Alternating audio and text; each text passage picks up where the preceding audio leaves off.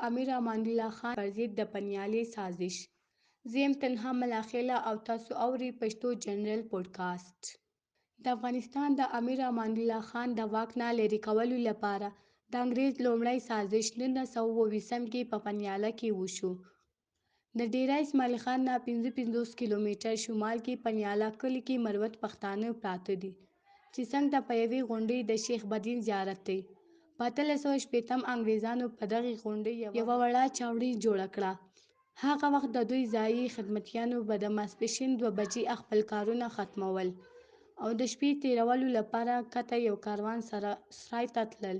غونډۍ ته په تلونکي سړک پوځي څوکۍ وه او هیڅوک به بې له اجازې چاودنې ته نشو ورتلی.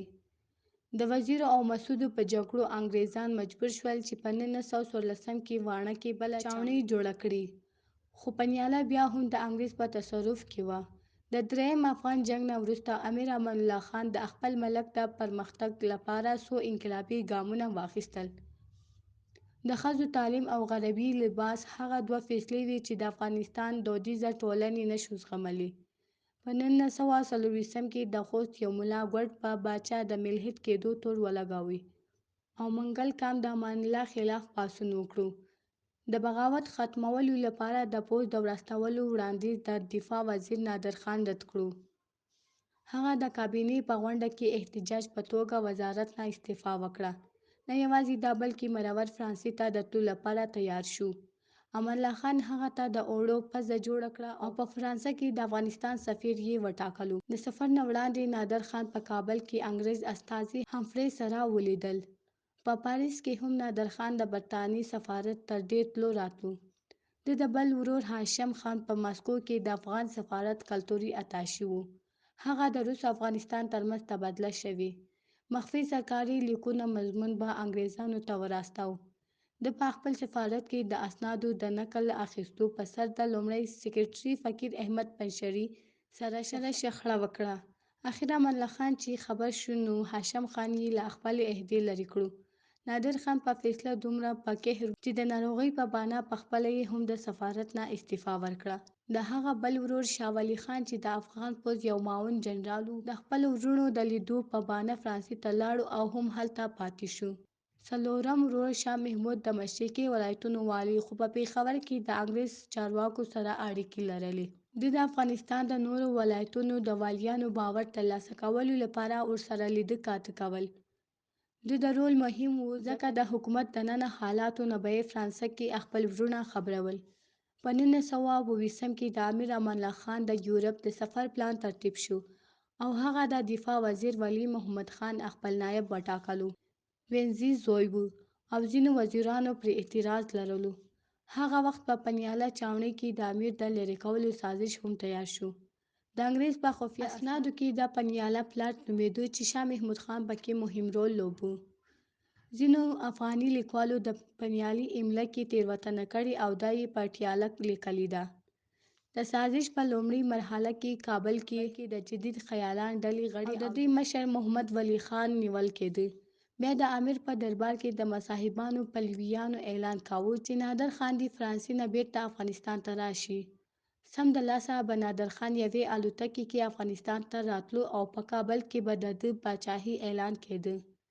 د جلال آباد، خوست او د کندهار والیان هم په دغه سازش کې شامل وو او د دوی نومونه د برټانوي استازي سره موجود وو. 28 فروری یو ټلګرام تار کابل کې برټانوي سفارت ته ورواستول شو چې د دې پلان تفصیل او د نورو مربوطه اسنادو غوښتنه پکې شوې وه.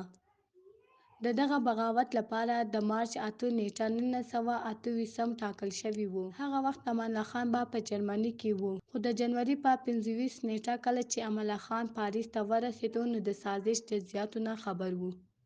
د پنیالي سازش افشا کوونکي د افغانستان د دفاع وزیر او د امان الله خان دویم مرستیال عبدالعزیز خان بارکزی و. دی ډېر دینداره سړی او د خوست د ګوډ ملا خبرې به یې خوښېدې.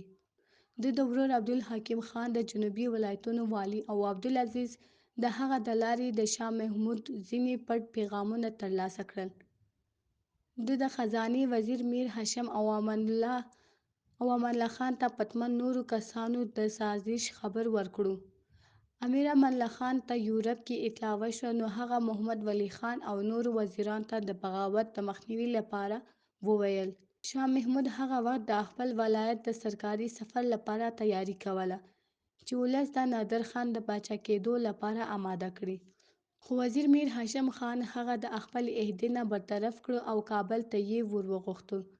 د سازش ځینې نور لوبغاړي یې ونیول او محمد ولی خان په کابل کې انګریز استازي ته لیکلي خبرداری ورکړو چې سمدلاسه د صوبه سرحد نه د ګوډ ملا وشړي.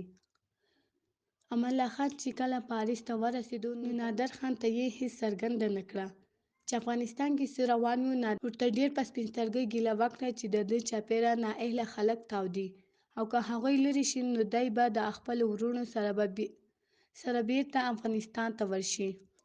امان الله خان ورته ډیپلوماټیک جواب ورکړ چې دی او وروڼه یې د افغان په توګه هر وخت کولی شي چې خپل وطن ته لاړ شي.